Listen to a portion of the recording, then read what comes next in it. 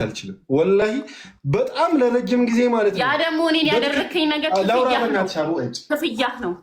እኔ በጣም ብዙ ነገር ሆኛለሁ። አንቺ እያስከፈልሽኝ ነው አንበሳ። ሰላም ጤና ይስጥልኝ የተከበራችሁ ውድ አስቱቲዩብ ቤተሰቦች እንዴት ናችሁ? እንዴት ከረማችሁ? ዛሬ በጣም የገረመኝና ያስደነቀኝ ነገር ወደ እናንተ ይዤ መጥቻለሁ።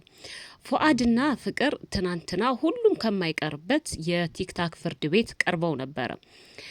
በዛ በቀረቡበት ሰዓት ግን በጣም የታዘብኩት በጣም ያስገረመኝ ነገር በጣም ብዙ ነገሮች አሉ። በነገራችን ላይ ዛሬ በጣም የተለመደ ፍቅረኛሞችም ይሆኑ ባለትዳሮችም ይሆኑ በጣም የተለያየ ነገር ሁሉም ሰው የሚቀርብበት የቲክታክ ፍርድ ቤት ሆኗል። በሆዴ ይዤ አልፋለሁ፣ አይ ይህንን ነገር እኔ ብቻ ችዬ አልፋለሁ፣ ነገ ለልጄ ወይም ደግሞ ነገ ለቤተሰቦች የሚባል ነገር እየቀረ ያለ ይመስለኛል እና በተለይ ደግሞ የአሁን ስሜታችንን የአሁኑን ነገር ብቻ እያሰብን በቃ አሁን ጉዳት ላይ ነን፣ አሁን ንዴት ላይ ነን። በቃ ያንን ነገር አደባባይ ማውጣት የተለመደ እየሆነ መጥቷልና ትላንትና እነዚህ ሁለት ዩቲዩበሮች ፍቅረኛሞች ነበሩ። ከፍቅረኛሞችነትም አልፎ ቆንጂዬ ሴት ልጅ ወልደዋል። ሲወልዱም ደብቀው ነበረ። ሲጣሉ ነው ልጅ መውለዳቸውን ራሱ ይፋ ያደረጉትና ትላንትና በጣም ብዙ ሰዓት ላይቭ ላይ ሲጨቃጨቁ ነበረ። ጭቅጭቃቸው ሁሉም ነገር እንግዲህ የገንዘብ ነው። በተለይ እኔ የምናገረው አንድ ነገር አለች። ሴት ልጅ ስታፈቅር ምንም ነገር አይታያትም። ስለዚህ ተጠንቀቁ። በተለይ ደግሞ ቤተሰቦቻችሁን አክብሩ ላለውና ሁሉም ላይ እየደረሰ ያለው ሴት ልጅ ስታፈቅር ከቤተሰቦቿ ጋር ትጣላለች። ከዛ ስትጣላ ደግሞ ተመልሳ የቤተሰቦቿ ሸክም ነው የምትሆነውና በፍቅርም የደረሰው ያ ነው። ከፉአድ ጋር በሆነች ሰዓት ከቤተሰቦቿ ጋር ጸብ ነበረች፣ እንደ ማንኛውም ኢትዮጵያዊ ሴት ማለት ነው። ከሱ ጋር ፍቅረኛ በነበረች ሰዓት ስቲል ወልዳ እንኳን እናቷ አታውቅም ነበር ነው ያለው። ከወለደች በኋላ ነው እንደገና እሱ ተሽሎ ሄዶ ቤተሰቦቿን ያስታረቃት ማለት ነው። ከዛም አልፎ ተርፎ እንግዲህ የተጣሉበት ብዙ ነገር አለ። ዋናው ጸባቸው በዩቲዩብ ቻናላቸው ነው። አሁን እኔ ስለ ዩቲዩብ ቻናላቸው ለማን ይገባል ለማን አይገባም ልል አይደለም የመጣሁት። ሁለቱም የየራሳቸው የዩቲዩብ ቻናል አላቸው፣ እየሰሩበትም ነው። መስራትም የሚችሉ ልጆች ናቸው። ቢሆንም ግን ያ የዩቲዩብ ቻናል ማንም ይውሰደው የማይታወቅ ሰው ይውሰደው አልልም። ዋናው ነጥቤ ግን ስለተነሳው ስለ ልጃቸው በመሃል ስለምትጎዳው ልጃቸው ነው።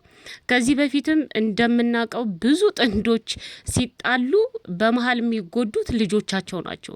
ልጆቻቸውን ለልጆቻቸው ሳያስቡ የሚናገሩት ንግግር ነገ እነዛ ልጆች አድገው ይሄንን ቪዲዮ ያዩታል፣ ይሄንን ቪዲዮ ይሰሙታል። እናት በነገራችን ላይ ዛሬ ተጣላችሁ ማለት ነገ አትታረቁ ማለት አይደለም። አንድ ላይ መኖር ብቻ አይደለም እርቅ። ለልጆች ሲባል መስዋዕት ይከፈላል። ብዙ ነገርን እየሰማችሁ እንዳልሰማችሁ ሆኖ ታልፋላችሁና ለጊዜው ንዴት ብለው ትላንትና የተናገሩት ነገር በሁለቱም በኩል ስህተት አለ። ግን ደግሞ በፍቅር በኩል በጣም ትልቅ ስህተት ያየሁት ምንድን ነው? ልጅቷ አባቷን እንዳታይ ከልክላለች። የከለከለችበት ምክንያት ደግሞ በፍቅር አብረው በነበሩ ሰዓት እሷን ይጎዳት ስለነበረ ያ ነገር በቃ የእጅህን ነው ያገኘው። አሁን ልጅህን እንዳታይ እያደረኩ ያለሁት እኔን ያደረስክብኝን ጉዳት ክፍያህ ነው ያለችው። ቃል በቃል እንደዚህ ነው ያለችው። አሁን ፍቅር እያደረገች ያለችው ምንድን ነው? እሷ አብራው በነበረ ሰዓት የበደላትን በደል በልጇ በኩል እየተወጣች ያለች ማለት ፉአድን እየቀጣች ያለች መስሏታል። ሆኖም ግን በጣም ትልቅ ስህተት የተሳሳተችው እዚህ ላይ ፉአድን አይደለም እየጎዳችሁ ያለችው።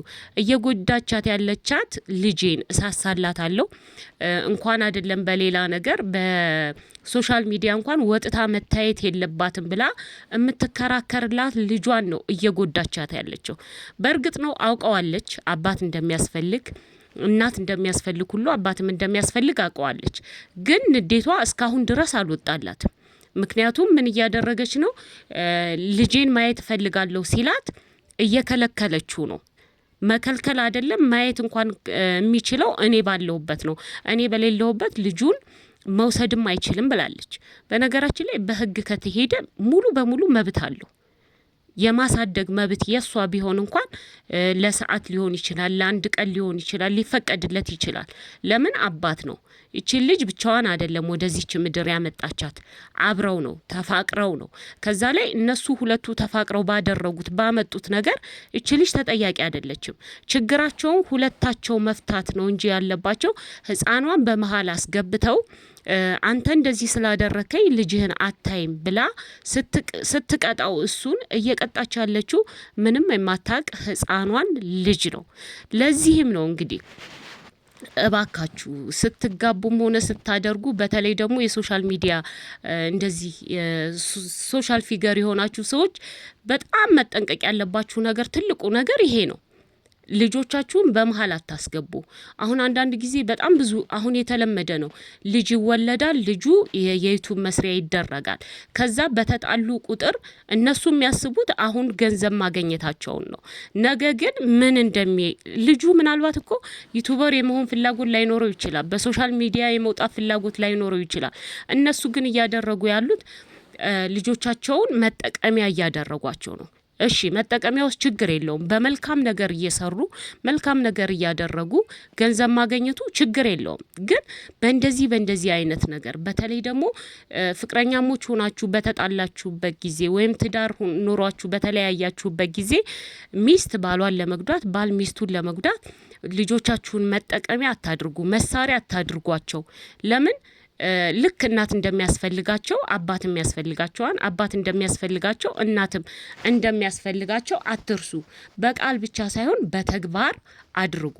ከዛ ውጭ ግን ፍቅር የደረሰባት ማንኛውም ሴት አፍቅራ እንደተደረገባት ነው የደረሰባት። ለምን መጀመሪያ ከቤተሰቦቿ ተለያይታለች። ከቤተሰቦቿ ጋር ተለያይታ እሱ ጋር መኖር ጀምራለች። ከሱ ጋር ስትለያይ ግን ሄዳ የገባችው ቤተሰቦቿ ጋር ነው። አሁን ትላንትና ራሱ ሲወራ አይደለም ሌላው ስለ ቤተሰቦቿ እንዲነገር አልፈቀደችም። ለምን ቤተሰቦቿ ተጣልታ ነበር፣ እንደዚህ ነበረች፣ የኔ ቤተሰብ ነው ይዟት የነበረው ሲባል ምን ያክል እንደተሰማት ሁላችንም አይተናል። ይህ ከመሆኑ በፊት ግን ቤተሰቦቻችሁን በተለይ ሴቶች ቤተሰቦቻችሁን ለማሳመን ሞክሩ፣ ለመታረቅ ሞክሩ። እነሱ ቢያኮርፋችሁ እንኳን እነሱ አኮረፉን ብላችሁ ከቤተሰቦቻችሁ ጋር አትራቁ። የምታዩት ነገር ሊያስተምራችሁ ይገባል። የእናንተ ወንድ ዛሬ ያፈቀራችሁት ወንድ ትላንት ከታየው ወንድ የሚለይበት ነገር የለም። ሁሉም ትላንት የነበረው ዛሬም እየተደገመ ነው። ዛሬ የነበረው ነገም ይደገማል። ስለዚህ ቤተሰቦቻችሁን አስቀድሙ።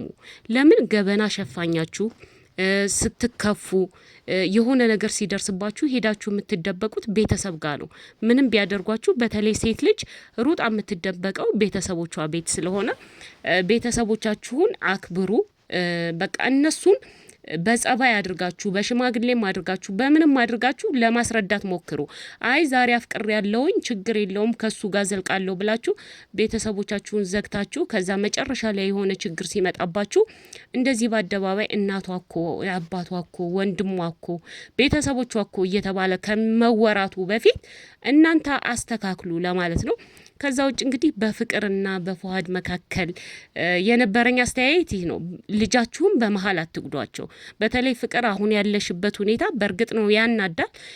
የለፋችሁበት ዩቲዩብ አይደለም 100 ምናምን 100 ሺህ ምናምን 100 ሰው እንኳን ሰብስክራይብ ለማስደረግ ዩቲዩብ በጣም ከባድ ነው። እንደ ቲክታክ ቀላል አይደለምና ሌላ ሰው መጠቀም የለበትም እንዳልሽው ቢስተካከልና ወደ እጅሽ ቢገባ እመኛለሁ። ከዛ ውጭ ግን የሆነ ጨዋታ አለው በዛም ውስጥ ብዬ አስባለሁ። ማንም ሰው ፓስወርዳችሁን ካላወቀ የይለፍ ቃላችሁን ካላወቀ ማንም ሰው እንትን አይለውም ማለት ዩቲዩባችሁን ሊወስድ አይችልም። ከዛ ላይ ደግሞ መክሰስ ትችላላችሁ። ለዩቲዩብ ተሳክቶልሽ እንደምመልሺ ተስፋለኝ። ከዛ ውጭ ግን ከምንም በላይ ግን ለልጅሽ አባት ያስፈልጋታልና መቅጣትም ካለብሽ በሌላ መንገድ መቅጣት፣ ካልሆነ ደግሞ ይቅር ብለሽ ለልጅሽ ስትይ የአባት ፍቅር አግኝታ እንድታድግ አድርጊ ለማለት ነው። ድምጽ ሆነንሻል። ከዚህ በፊትም ስትጣይ ምናምን ድምጽ ሆነንሻል። አሁንም ከጎንሽ ነን፣ ግን ልጅሽን ባልጎዳ መልኩ አድርጊ ለማለት ነው። ለዛሬ እንግዲህ ይህንን ልላችሁ ነው የመጣሁት። በሌላ ቪዲዮ እስከምንገናኝ ሰላም ሁኑልኝ።